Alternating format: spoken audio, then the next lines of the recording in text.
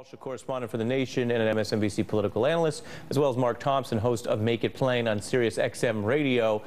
Sometimes, guys, the pictures are the story, so our viewers are going to only hear you, not view you at this moment. But this is significant. You think about Donald Trump, who boasts about the size of his crowds in the South, although he is on right now a 6 to 8 day break. That may be a sign of strength, or that may be a sign of overconfidence, but he is not out there right now, okay? Bernie Sanders, as we're looking at these pictures, Joan, he's out there and he's saying, hey, this campaign isn't over. If you don't believe me, look at all these Democrats. No, this campaign is not over, and he's bringing incredible dynamism to this race, and he's bringing the race to the later states, and I think that's really important. I am someone who has endorsed Hillary Clinton. I always think it's important to say that, but I really enjoy and applaud what Senator Sanders has done, and I think it's great. As someone who used to live in California, I think he should go to California.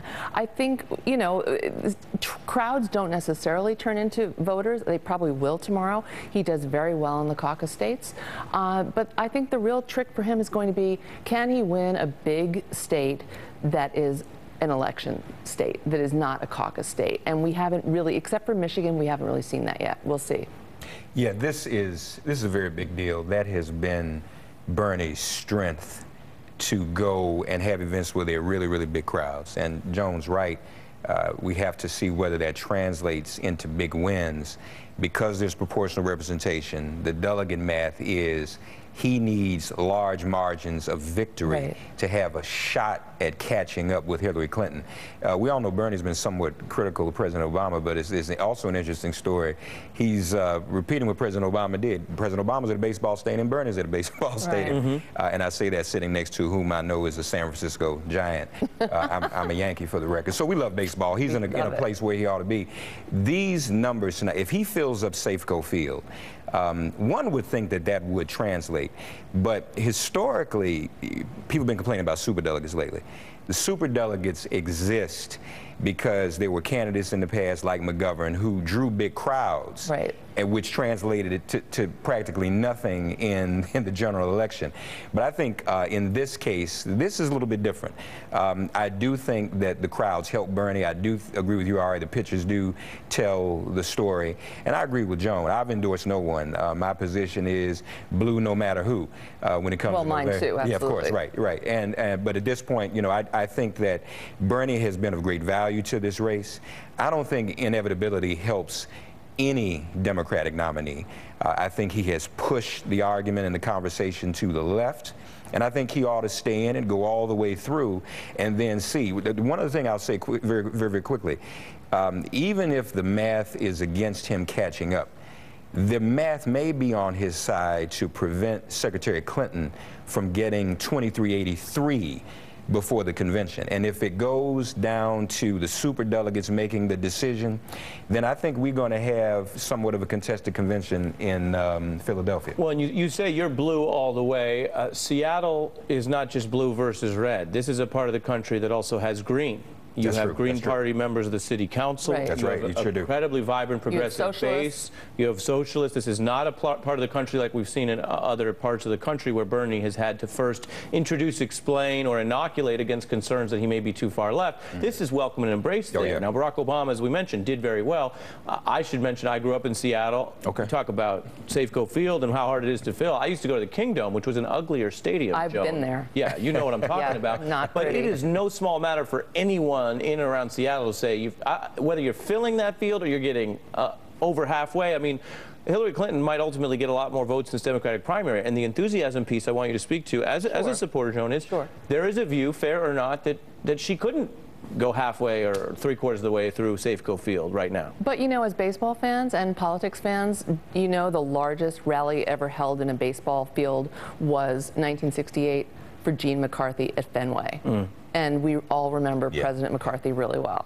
And Ralph Nader got 15,000 to 20,000 people in Madison Square Garden in 2000, and we don't really remember President Nader. So it doesn't necessarily. Bringing up Ralph Nader, that's going to be hard for some people. Hurtful, I know. But you know, it doesn't necessarily translate into votes. I don't see her not getting there with the number of delegates she needs. But I've been surprised before. I could be surprised. And to throw in, I mentioned, some of the other parts of the country. Look at Pennsylvania, where Hillary Clinton has a 25-point lead over Bernie Sanders. I mean, one of the other points here that's not just sort of pro-Clinton or anti-Sanders, but just is a lot of the states where she argues you need to do better, the swing states and even southern states, and Barack Obama proved in places like Virginia, which hadn't gone Democratic since LBJ, that when Democrats put up the right numbers and the right constituency, they can do well in these states. It's a combination of black voter turnout in places like Virginia or North Carolina, coupled with some sort of economic progressivism, right? The argument being that Hillary Clinton, from these state numbers, is only doing well, that Bernie's only doing well in places that are going to matter less in the general. Well, and then the Bernie people are saying that Hillary is only doing well in states that are going to go red. Totally red, yeah. Meaning why care? Yeah, well, so, as they've said, the Confederacy, which is not the best way to put it. But no, and I agree with that. I mean, that's not a characterization that I would use, because those states are still relevant, those voters are still relevant. Right. You never want to say anything that suggests those states, those voters, especially African-American voters, are irrelevant. But, I think that it's a new game with new rules. Right. Nothing else applies like it has before. This is 2016. It's very, very different. And I think Bernie has energized a generation of Democrats that is going to go to that convention, is going to be involved in this, and I think they'll be in a position to make some demands. It kind of reminds me, when I was younger, I used to be young, I was involved in, Ari, of course. I was involved in just selective, our overdone, the emails. He has skipped most of that and focused on policy. He most certainly has, and he has been quite loyal. Of course, we know his history. He's caucused with the Democrats for years. But, this is a movement now. I think he's going to be hard-pressed to keep the movement alive, and it's not going to be as simple as just, if he doesn't get the nomination. Again, we don't know if he will or not, but if he doesn't, as just endorsing Hillary Clinton, because you don't want to lose that energy. That energy has to go somewhere. I actually think this is somewhat of a continuum from what happened in Occupy. A lot of the Occupy energy is right back here in this campaign. Good point. Yeah, and you see the people there awaiting Bernie Sanders and some of that excitement. We are going to take a quick break. When we come back, we'll have more of this live rally, and we'll hear directly from Bernie Sanders when he speaks. We'll be back right after this.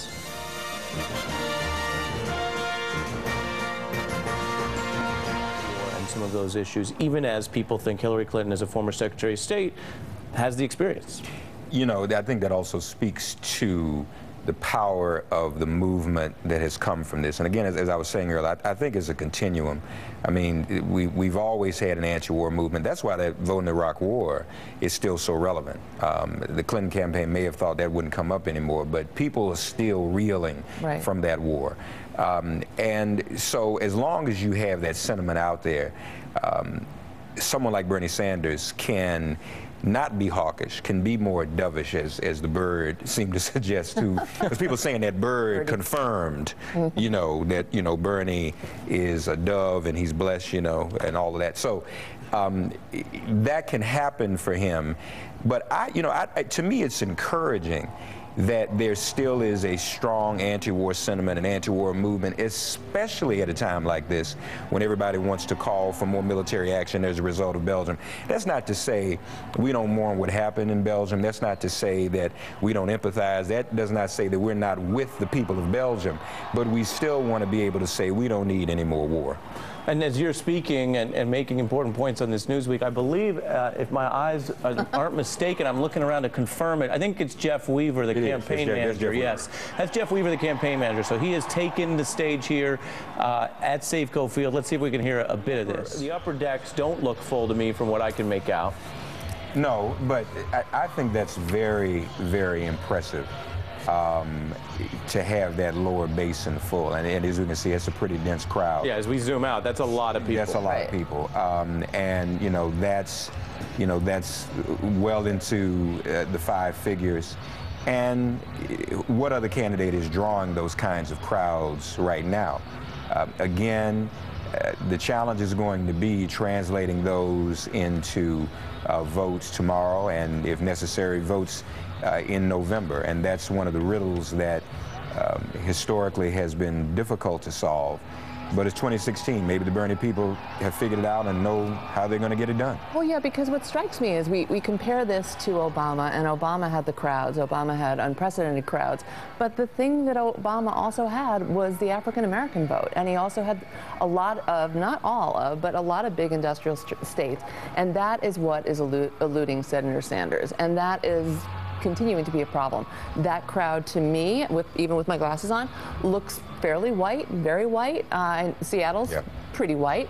But again, I think that the real test for Senator Sanders is really, can he reach the very diverse, multiracial Democratic Party base? And I don't think we're going to see that this weekend. Hawaii will be interesting, but in general, this weekend will not be a test of that. We're looking at the Viva Bernie signs and some of the folks there who obviously got there early if they're that far in front, and we're hearing scattered applause as there's excitement for Bernie coming out soon, according to his campaign manager. I also have Hunter Walker from Yahoo News joining me by phone, who's been out on the campaign trail out in South Carolina and other states. Your thoughts as we look over this crowd?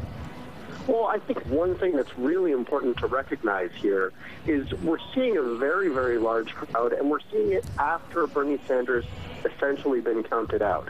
The media has been recognizing correctly that it is at this point mathematically improbable for him to secure the nomination. I think, following March 15th, he would have needed to win every state with at least 60% of the vote to overtake Clinton, and then he lost Arizona. But even with that, we're still seeing these people who are this passionate about him and willing to come out in this kind of mass.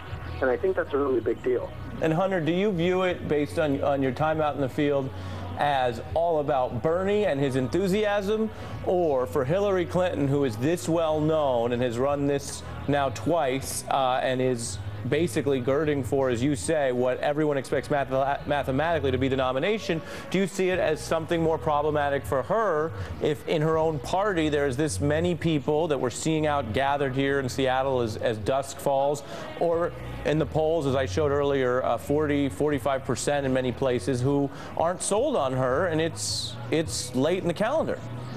Well, I actually just finished a story on the emerging Bernie or bust movement that's going to come out on Yahoo tomorrow. And these are people who are sort of akin to the Pumas that we saw in 2008, who said they would not vote for Obama under any circumstance. Did we see many Pumas? I felt like the media talked about Pumas, and then there was a lot of turnout and an alliance for Obama. Well, exactly. You got to my next point, which is that these Pumas made a lot of noise in 2008. They clearly didn't stop Obama. And, in my analysis, I found that on social media, both Twitter and Facebook, there are only about 100,000 people sort of declaring themselves as Bernie or bust. And actually, Clinton's favorability is in a similar place to where we saw Obama's. At the same time, I don't think she can totally discount this evident enthusiasm for her opponent on sort of the left wing of the Democratic Party. And I don't think they have ignored it. We have seen Clinton shift to the left on a couple of issues, as Mark was noting earlier. And I think that preemptively sort of eased the threat that she could face from this discontent on that side. Thank you to Hunter Walker for joining us. We'll check back in with you. I will tell viewers that while Bernie Sanders may not be in the White House yet, this event has one White House tradition going, which is we have been getting an alert and a heads up that the principal, that the speaker is imminent and is about to come out, and it hasn't quite happened. But I do have, and I want to share it with our viewers, I have one of those heads up. We think that we can take a quick break in here, and when we get back, we're going to see Bernie Sanders himself soon, we're told. Stay with us. You're watching MSNBC, the place for politics. We heard a stump speech from Bernie Sanders. As I'm joined by Joan, Walsh, and Mark Thompson here in studio, we were watching beforehand.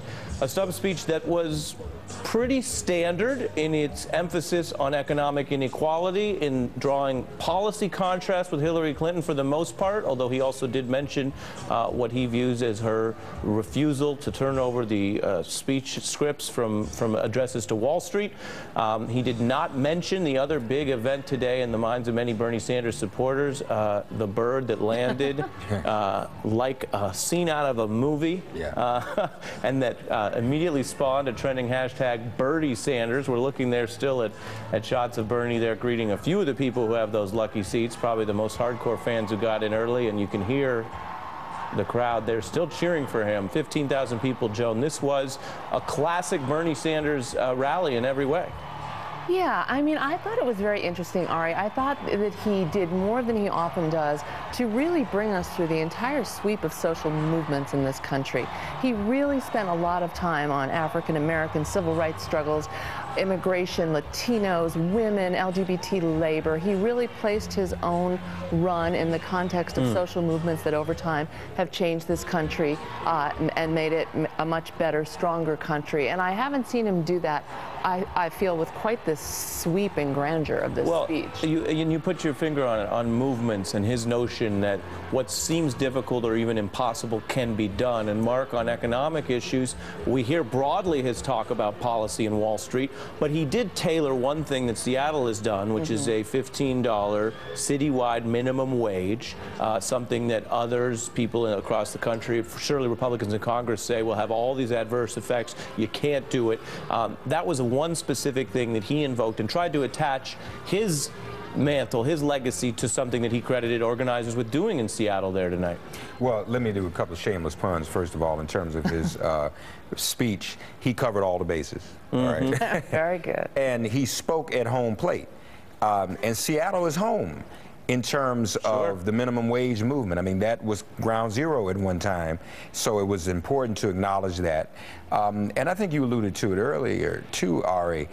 This is where there's a lot of progressivism in terms of politics. I think, as you mentioned, there's several Greens that are either in office or run for office. We know, quite frankly, that Jill Stein has offered overtures to Bernie Sanders, the Green Party nominee for president, in case he doesn't get the nomination. But I think what all of that does, and what he represented tonight, is that this is a movement that he knows is important. He knows it is big. Some have said he may not have realized how big it would get. Joan alluded earlier. The question now is how to sustain it, how to keep that movement alive. And I don't think it's going to be very easy to contain this movement after the nomination, whomever that is. I think the movement has to continue. Joan, we have 20 seconds. Do you think Bernie sweeps tomorrow? I think he probably sweeps, yeah. She's put up a fight in Washington, so the delegate margin I'm not sure of. But I think he likely sweeps.